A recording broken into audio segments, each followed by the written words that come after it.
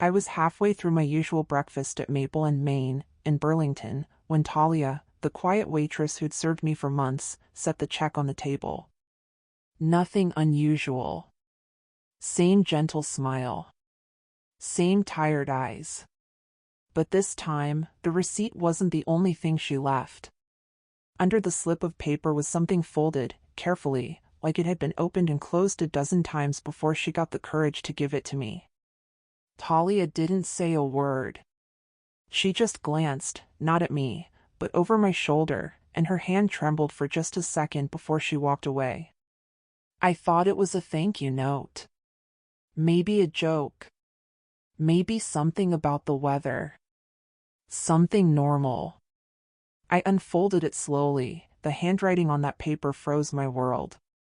It said, "Please don't react. Someone is watching me. And your granddaughter is not safe." I read it again. My heart slammed into my ribs. I fought every instinct not to look up at her. Not to turn around. Not to grab my phone. My granddaughter is not safe. The words blurred. My fingers went cold. There was no way Talia should even know I had a granddaughter. Yet here it was, a warning. Not a coincidence. Someone in that diner, maybe behind me, maybe right next to me, was apparently watching both of us. And Talia, the waitress who barely spoke louder than a whisper, the one everyone overlooked, the one I thought just needed extra tips to get by, somehow knew something she shouldn't. And she was scared. I folded the note back exactly how she had left it and slid it under the receipt, pretending nothing happened, pretending my life hadn't just shifted off its axis.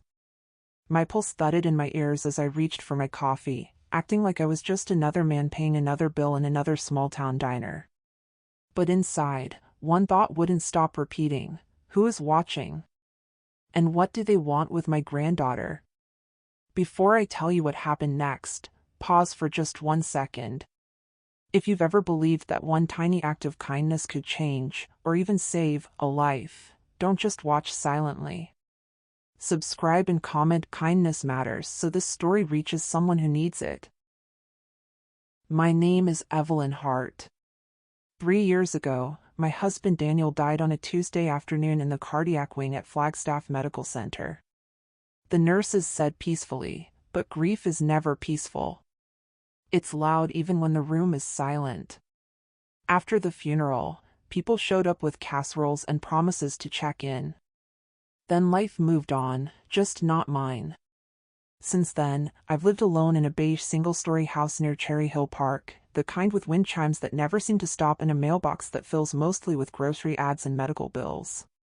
Nights are the worst. The other side of the bed still dips where he used to sleep, like the mattress remembers him better than the world does. So I built a routine. You don't plan a routine after loss. You just slide into it like water finding the lowest place. Every morning, before work at the Flagstaff High School library, I go to the Saguaro Diner. Same booth. Same chipped sugar jar. That diner is its own small universe. Behind the counter, Ron Delaney, the owner with sun-spotted hands and a Red Sox cap that's seen better decades, complains about everything from rising bacon prices to the Arizona heat that wasn't this disrespectful back in '94. He grumbles, but he always makes sure the veterans get extra hash browns. His heart is soft, he just hides it under sarcasm and cholesterol. And most mornings at the diner, I see Dr. Collier at the far end of the counter, gray beard, sleeves rolled up, glasses halfway down his nose, reviewing patient charts while his coffee goes cold. He looks exhausted in the way only doctors do, like he's permanently carrying other people's emergencies in his shoulders. We've never had a real conversation, just nods and the occasional warning. But even that becomes part of routine. Familiar strangers count, too. And then, there was Talia. The quiet waitress. She moved through the diner like a shadow that knew its way around light, always polite, always precise, never loud. She spoke barely above a whisper, as if words cost money and she had to save them. She avoided eye contact, not rudely, but like eye contact might break something fragile inside her. Talia was the last one to complain, the first one to refill coffee, and somehow always working double shifts. Morning, night, didn't matter, she was there. Dark hair pinned back. Shoes that had walked too many miles. Tired smile that didn't quite reach her eyes. I never asked why she worked so much. You can recognize struggle without forcing it to confess itself. Most times when I paid my bill, I left an extra $5 to $10 beneath the receipt. Not because I'm generous, not because I'm wealthy, because I recognize invisible people. I spent my whole childhood watching my mother count tips in a trailer kitchen while the world pretended not to see her. I know what unnoticed looks like. I know the weight of being polite to people who won't remember your face. So the little extra money wasn't charity. It was acknowledgement. Just a quiet message, I see you. I know you're trying. Sometimes Talia would give the smallest nod when she picked up the receipt like gratitude. She wasn't allowed to speak out loud. Other times she wouldn't react at all, and that was fine too. Kindness isn't a receipt you wait to get back. Weeks blurred into months, same breakfast, same booth, same life that felt held together by coffee cups and library books. My routine became a shelter from the noise of the world and from the louder noise inside my own head. And then this morning happened. The morning when the quiet waitress did react. Just not in the way I ever expected. She didn't thank me. She didn't smile. She slipped me a note. A note that said someone was watching her. A note that said my granddaughter, my bright, stubborn, baseball-loving granddaughter, was not safe. And in that instant, all those quiet mornings, all those unnoticed tips, all that routine suddenly felt like the setup to something I had never signed up for. Because kindness had just opened a door, and on the other side of it was danger I couldn't yet see. That note sat under my palm like a live wire. But here's the thing about fear, it doesn't appear out of nowhere. It grows from roots you didn't notice planting. And the roots between Talia and me had been growing for months, quietly, carefully, almost shyly. It didn't happen in some movie-style moment where she suddenly opened up and poured out her life story. No. With Talia, everything unfolded in inches. A sentence one week. Half a smile the next. The first time she really spoke to me, it was December. Flagstaff winter, cold that sneaks through the seams of your coat and settles inside your bones. The windows fogged so thick you could draw shapes on them. I noticed Talia's hands were red and raw, knuckles cracked from washing dishes in hot water and then stepping out into air that bit back. So I brought gloves the next morning. Nothing fancy, just warm, lined, practical. I slid them across the counter with my receipt. She stared at them like they were something fragile. Then she finally said, "More than coffee refill? Are these for me?" Her voice was so soft it barely cleared the counter. "Yes," I said. Because I like when the person holding my coffee can still feel her fingers. She laughed, a tiny, startled sound, like she wasn't used to hearing herself do it. And that was the day she started talking. Not much. But doors don't have to swing wide to open, they only have to crack. Over the next weeks, little pieces of her life slipped out between coffee refills and breakfast plates. Her name, Talia Reyes. Her reality, she was raising 2 younger brothers. No parents. Just her. She told me she dropped out of community college after her mother's second hospital stay, bills stacked higher than textbooks, and life doesn't pause for finals week. So she worked mornings and nights, stringing shifts together like beads on a necklace she never asked to wear. Sometimes her eyes were so tired they looked glassy. I started bringing cough drops when I heard the rasp in her voice, aspirin when she said her head hurt, and an extra few dollars for the bus ride tucked under the receipt even when she said she walked. She always protested, "You don't have to," but she never wasted it. Talia didn't have the luxury of waste. Through those brief conversations, I slowly met the people she loved. Her teenage brother, Alec Reyes, 14 years old, brilliant at math in the way that scares teachers a little. The kind of kid who solves problems sideways, scribbling formulas on pizza boxes and napkins. He wants to be an engineer, she said, if life doesn't get in the way first. Her younger brother, Mateo, 11, quiet, artistic, the kind of child who sees the world in colors other people don't have names for yet. He draws at the kitchen table until midnight, sketching cities he wants to visit and faces he's afraid he'll forget. Then there was Gerald Whitcomb, their landlord. If landlords were weather, Gerald would be August heat, relentless, uncomfortable, always pressing in. He'd been raising their rent every year, squeezing them like he was testing how much struggle a family could absorb before collapsing. Threats of eviction hung like humidity, always there, always heavy. Late notices stuck to their door the way magnets cling to refrigerators, loud even when no one mentions them. And somewhere in all this, the diner became more than a stop on my routine. It became my granddaughter's favorite place. Juniper, 8 years old. Freckles scattered across her cheeks like someone had tapped a paintbrush over her in delight. She adored the pancakes at Saguaro Diner, insisted they tasted like happy mornings, which is a flavor adults forget how to recognize. She'd swing her legs under the booth, syrup on her chin, telling me stories about school and recess politics as if they were international negotiations. And Talia, tired, quiet Talia, always made sure Juniper's pancakes came with an extra little smiley face of whipped cream, even on the busiest mornings. No charge. No announcement. Just a soft kindness between invisible people, the waitress nobody noticed and the little girl who noticed everything. That's how emotional connection happens, not in grand gestures, but in these small, unannounced acts. A pair of gloves. A pancake smiley face. Extra tip for a bus ride that might actually be groceries. A cough drop slipped across the table like a secret. We didn't say family. We didn't say love. But it was there, forming, thread by thread.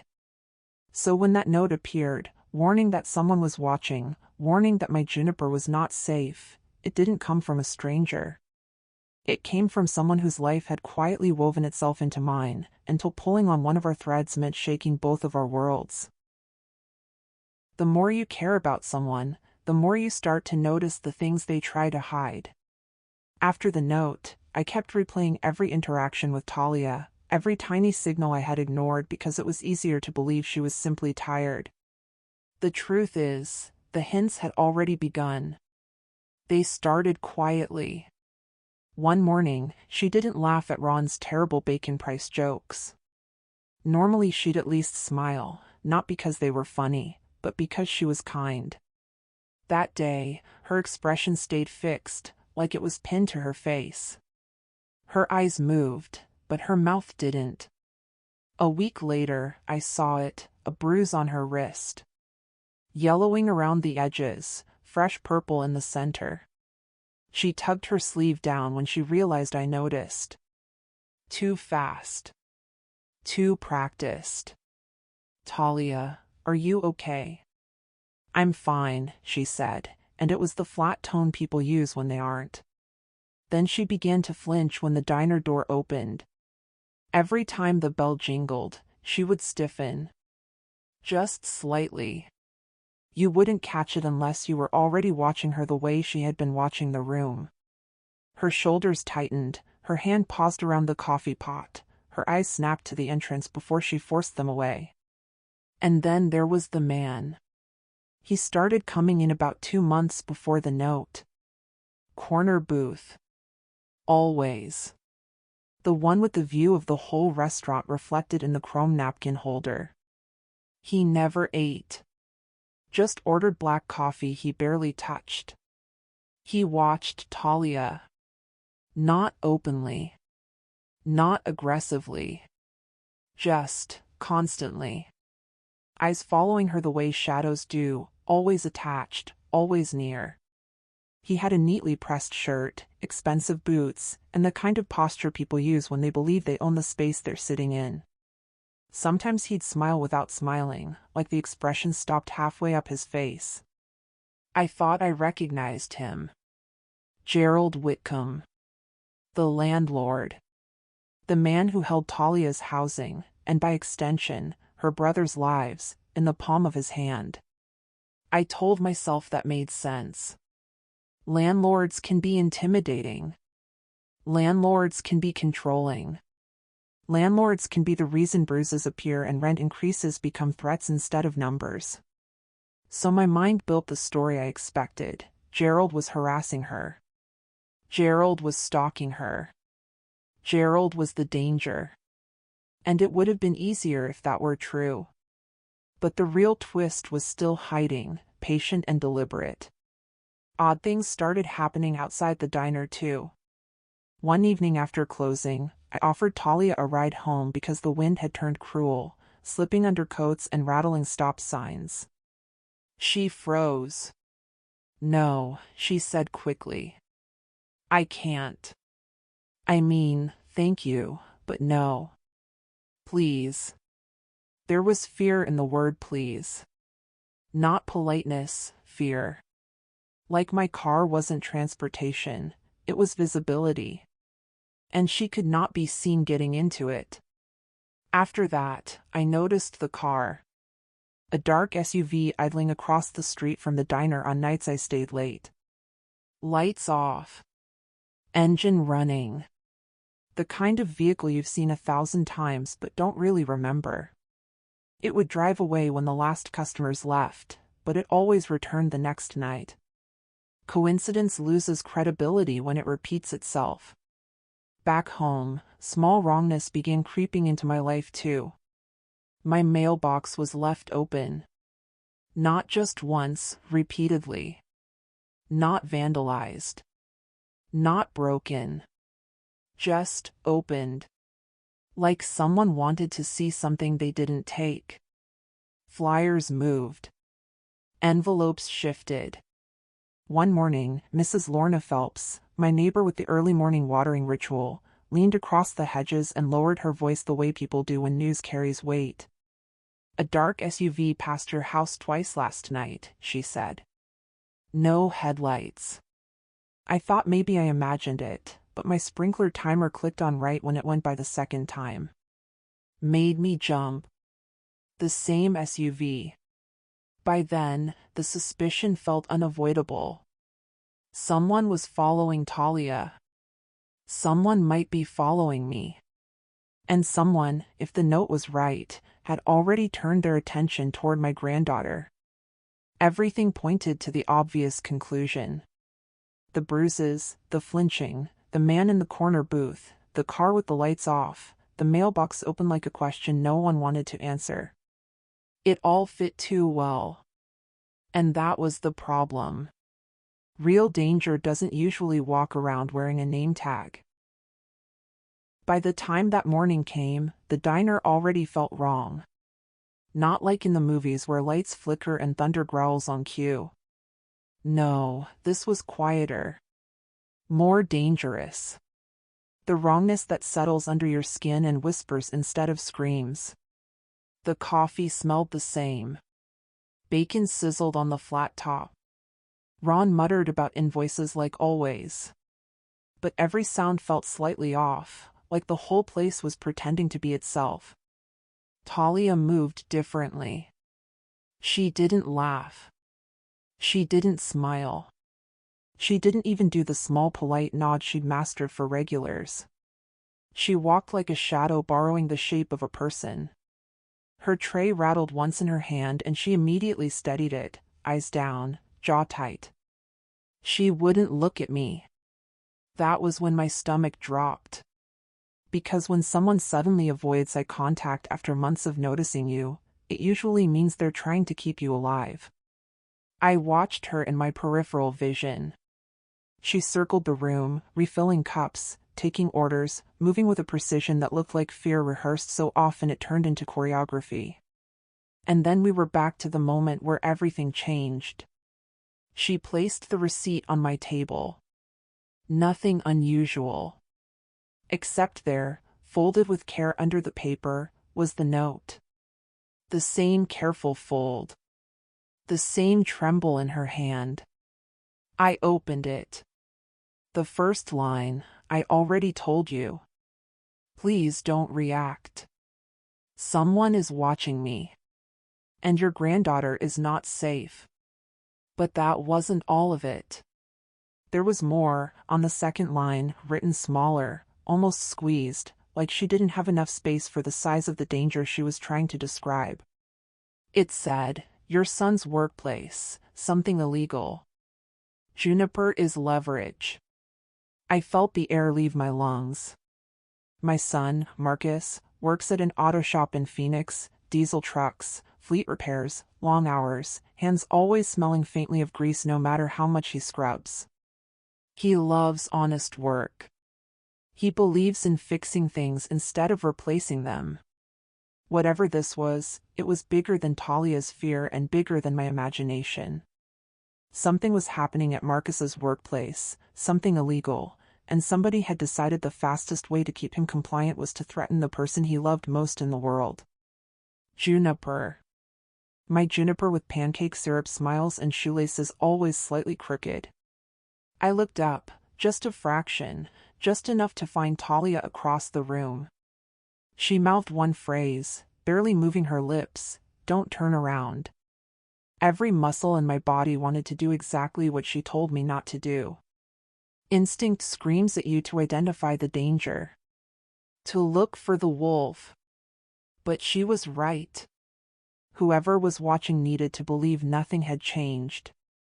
So I sat still, breathing carefully, pretending to calculate a tip when my hands were actually shaking. And that was when it hit me like a crack of thunder. The man in the corner booth wasn't the threat.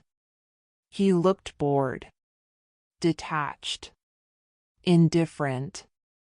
He stared at his untouched coffee like it owed him money. He wasn't watching Talia anymore. He was watching the cameras. Because they had moved. Sometime between last week and today, every security camera in the diner had been adjusted. Angles shifted. Coverage narrowed. Blind spots increased.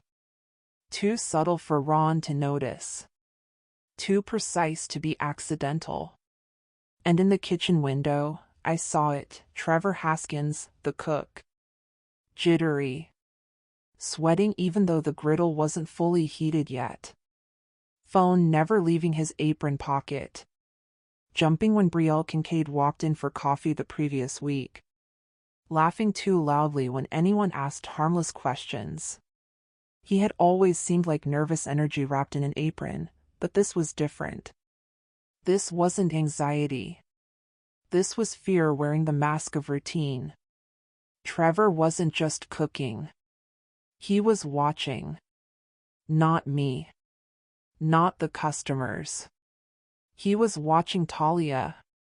And the realization chilled me to the bone. The threat wasn't sitting back in the shadows like I'd assumed. It was closer. It was moving around the grill. And while I sat there pretending to sip coffee, pretending my world hadn't just cracked open, one truth finally settled with terrifying clarity. This entire thing, the bruises, the cameras, the note, the dark SUV, was not random. It was deliberate. It was orchestrated. And my family had been pulled into it. Talia hadn't slipped me a note because she wanted to help. She had slipped me a note because the clock had already started ticking. I did the only thing I could do without getting us both hurt. I pretended nothing was wrong. I finished my coffee, or at least pretended to. I signed the receipt as if my hand wasn't shaking.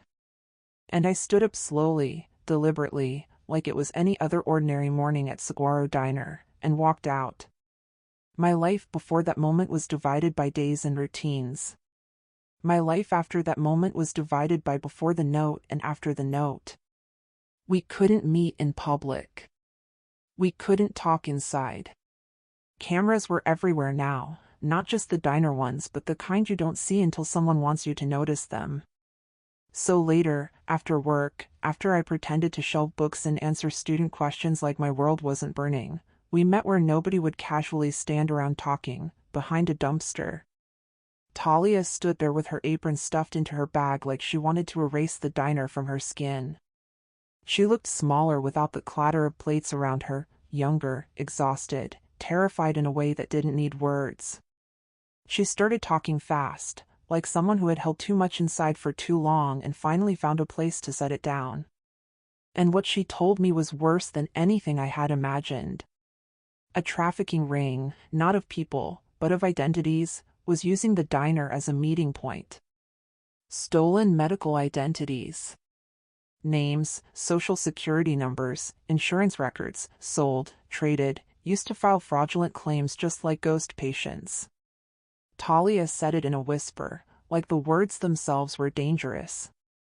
The database wasn't stolen from the diner. It was hacked from somewhere much colder and more clinical, Dr. Collier's clinic. The same Dr. Collier who reviewed charts in the diner every morning like it was just habit. His clinic's system had been breached. Not because he was careless, but because healthcare systems get targeted all the time when no one expects it. The people being exploited were predictable. Elderly. Low income. People unlikely to check billing portals or ask too many questions. They took identities the same way people take codes from a rack, quietly, quickly, assuming no one will notice the missing one. But it didn't end there. This ring needed transportation, vehicles that disappeared and reappeared without easy tracing. And Marcus, my son, my honest, grease-stained, calloused hands Marcus, worked at a shop where VIN numbers were being altered without his knowledge. Paperwork swapped. Plates rotated. Work orders changed after signatures. He thought he was fixing trucks. Someone else was fixing records. And Juniper had been photographed getting onto her school bus. Enough to prove she could be reached if Marcus ever got curious or ever refused something he didn't even know he was being asked to help with. That was the leverage. My blood went cold. The man in the corner booth, Gerald Whitcomb, wasn't just a landlord squeezing rent out of scared tenants. He was connected to the outside group coordinating all of it. The traffic. The data. The vehicles. Gerald smiled like someone who always wins. Trevor, jittery, sweating cook Trevor, wasn't orchestrating anything. He overheard things. Late-night conversations. Whispered arguments in the alley. A phone call that included Marcus's name and the words "make him cooperate." He wasn't nervous because he was guilty. He was nervous because he knew enough to get killed. And Talia? She was the weak point they chose to press. She was being forced to stay quiet. Not because she worked at the diner. Not because she saw the cameras move. But because she had two younger brothers, Alec and Mateo, and suddenly they weren't just kids trying to survive rent hikes in school and hand-me-down backpacks. They were hostages to silence. A ring of adults with expensive watches and cheap souls had decided that the fastest way to keep a waitress from talking was to threaten the only family she had left. And that was the moment when everything I thought I understood ripped open. Up until then, I believed the note was what most notes of desperation are, a plea, a reaching out, the soft, trembling sound of someone asking to be saved. Talia's voice was barely audible, breath shaking, hands tucked into her sleeves to hide the bruises I was no longer pretending not to see. "It wasn't about me," she whispered. "It's about what they're going to do to you, to Juniper, to Marcus. My son. My only child. The boy who had once slept with his arm thrown over my shoulder when thunderstorms scared him. The man who now worked long hours in a Phoenix auto shop, grease under his nails, too tired most nights to cook dinner. He had stumbled into something without even realizing it, and someone had noticed. They're not trying to punish you, she continued. They need leverage. They need obedience. Marcus is already asking too many questions about the vins. He's starting to understand what they're being used for. And then the words that froze the air in my lungs, they're going to use Juniper to control him. The emotional hit landed harder than any physical blow ever could. The thought of Juniper, her uneven pigtails, her small hand curled into mine when she crossed streets, being reduced to a bargaining chip in the hands of people who saw human beings as tools. I took a long breath. Okay, I said. We're not doing this alone. Because quiet bravery has its place. But some moments call for backup. I dialed the one person who had always joked her way through darkness but never stepped back from it, Officer Brielle Kincaid. The woman who teased Ron about his terrible coffee, who laughed too loudly at bad jokes, who somehow hid a razor-sharp intuition beneath easy smiles. When she heard my voice, she stopped joking. She listened. And when I finished speaking, she didn't tell me I was imagining things. She didn't dismiss me as a worried grandmother. Her voice shifted, professional, focused, every word landing like a stone in still water. Evelyn, she said steadily, don't do anything risky. Don't confront anyone. Stay exactly where you are. I'm on my way. When Officer Brielle arrived, the night stopped feeling like a secret I was carrying alone. It became something organized, something observed, something with names and protocols and consequence. What had begun with a folded receipt was now unfolding into an operation. The diner, our quiet little saguaro diner with its sticky counters and squeaky red booths, turned into a stage under invisible lights. Not sirens. Not dramatic shouting. Something far more careful. Undercover surveillance. Plain clothes. Patience that stretched like wire. And the most surprising ally was Ron Delaney, Ron, who complained every morning about rising bacon prices and Arizona heat like they were personal insults from the universe, stood behind his counter with fists curled tight and jaw set hard. He pretended to wipe mugs while a small camera captured angles his old security system had never recorded. I don't like trouble in my place, he muttered earlier, but the tremor in his voice wasn't fear for himself. It was for the people who had made memories in that diner, who trusted him with their mornings. Mrs. Lorna Phelps, the woman who watered her lawn at 5 a.m. as though dawn itself depended on her, became another unlikely sentinel. She sat at her window, curtains barely parted, the same way she'd watched stray cats and teenagers sneaking cigarettes for years. Only now, her gaze held purpose. I see everything, she told Brielle once. It wasn't a boast. It was a fact. Dr. Collier, with his tired eyes and endless coffee refills, finally put words to the invisible wound beneath all of this. He confirmed patterns of medical identity theft, files missing, prescriptions redirected, insurance drained quietly from the people least able to fight back. Elderly patients. Low-income families. Names turned into numbers, then into profit. And in the middle of all of this, 2 boys, Alec and Mateo, were quietly moved into temporary safe housing. Talia signed papers with a shaking hand, and for the first time since I had known her, she looked not exhausted, but unburdened, just slightly. Fear still clung to her like a shadow, but beneath it, there was something else, relief that her brothers, at least for now, were beyond anyone's reach. The investigation deepened, and then came the part people always imagine as loud and chaotic, but real raids are quieter than television. They are focused.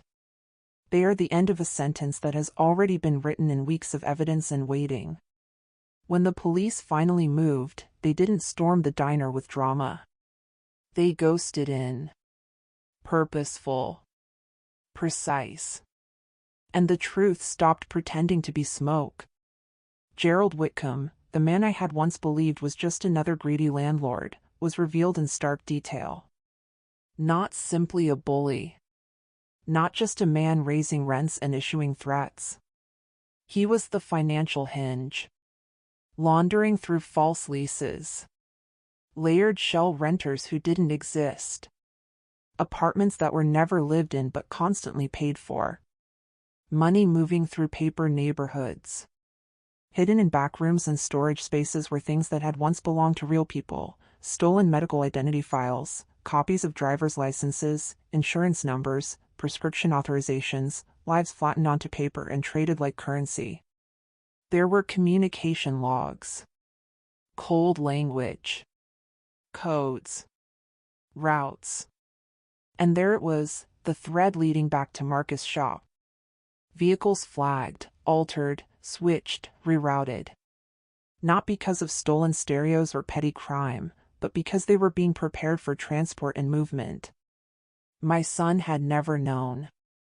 He had just done the work set in front of him, the way mechanics do every day. They had counted on that. They had counted on honest men being too busy to notice.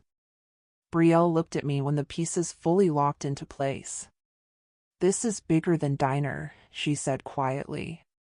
But the diner is where they got comfortable. And through it all, Talia stood not as the frightened girl who whispered apologies for existing, but as the axis on which the case began to turn. She had seen the faces, heard the conversations, endured the threats, carried the danger alone until that morning when she decided silence was worse than risk. She became the key witness. Not because she wanted to be brave, but because love for two little brothers outweighed every fear she had ever learned. As files were bagged, devices collected, and men who had once sat calmly in corner booths were let out in handcuffs, the stakes settled into sharp clarity. This had never been about a single note. It was about how ordinary places, diners, neighborhoods, auto shops, libraries, can become crossroads where lives are either quietly harmed or fiercely protected. But so was the resistance. The days that followed felt unreal, like waking up inside someone else's life. Paperwork, statements, quiet conversations held in rooms with humming fluorescent lights. And then the words that closed so many circles: arrests were made. Gerald Whitcomb, whose confidence had once filled entire rooms, looked suddenly small when his schemes were presented without his excuses wrapped around them. Charges stacked in careful legal language: fraud, identity theft, conspiracy. The kind of words that don't shout, they anchor. The cook, Trevor Haskins, did not disappear into the blur of suspects. He was separated, protected, recognized for what he had done, not as an accomplice, but as a whistleblower who finally refused to pretend he didn't hear what he heard. Sometimes courage is not dramatic. Sometimes it is simply deciding that silence is no longer acceptable. And then there was my own house, not touched by sirens or headlines, but by something more delicate. A conversation years overdue. I sat across from my son Marcus, grease still under his nails from a day at the shop, and I told him the truth, that I had felt the wrongness earlier, long before the note, and I had doubted myself into silence. I apologized for every moment I had chosen quiet instead of sharing my fear. He didn't scold me. He just exhaled, long and tired, and pulled Juniper a little closer when she climbed into his lap. She was safe, school bus routes forgotten, leverage erased. She asked questions, the kind children ask when the world trembles then steadies again. We answered gently. Talia disappeared for a while. Not vanished, protected. Witness protection wraps the life in invisibility for a time, and she stepped into it without complaint, only with the fierce determination of someone who had already surrendered too much to fear and would surrender no more. And then, one morning months later, the diner door chimed, and there she was again. Not as a ghost returning, but as a whole person walking forward. Ron Delaney tried to disguise the emotion in his voice behind a joke about paperwork and payroll, but his hands shook when he slid her a new set of keys. Manager position, he said. Someone around here actually knows what they're doing. The regulars clapped. Mrs. Phelps cried openly. Officer Brielle stopped by more often for bad coffee and stayed longer than bad coffee ever justified.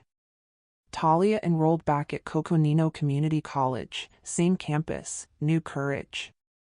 Classes that had once felt like a dream she wasn't allowed to keep now sat firmly on her calendar.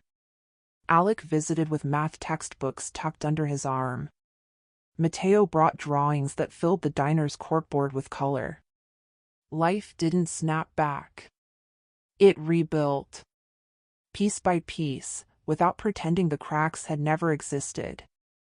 For years, I had believed that tipping extra was small charity, a way of saying, I see your hard work, the way we do with service workers who become invisible to us simply because they are constant. But I was wrong. It had never been charity.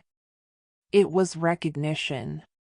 A simple acknowledgement that someone's life is deep and complicated and worth noticing, that the person pouring your coffee carries worlds you will never fully see.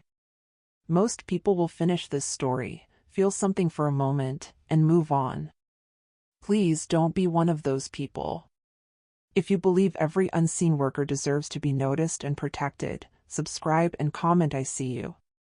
Not for me, but so more people hear stories like this and remember to pay attention before it's too late.